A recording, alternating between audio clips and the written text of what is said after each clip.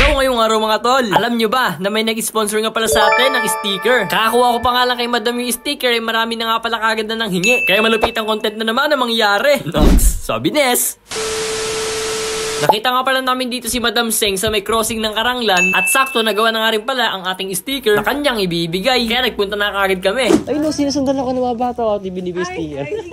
Yung sponsor sa atin ni Madam Seng. By the way, si Madam Seng nga pala isang content creator din ng Karanglan. Hindi man siya kilala sa ngayon, pero kilalang kilala naman dito sa may Karanglan na may mabuting puso.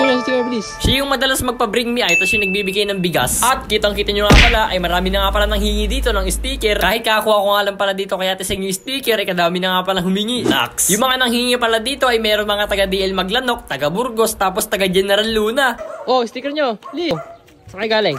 Sa Kamanggaan. Habang pauwi nga pala kami ng aking GF, eh meron pa nga pala mga humahabol dito mga kabataan. Sakto, bagong style nga rin pala tong sticker natin. Paldo.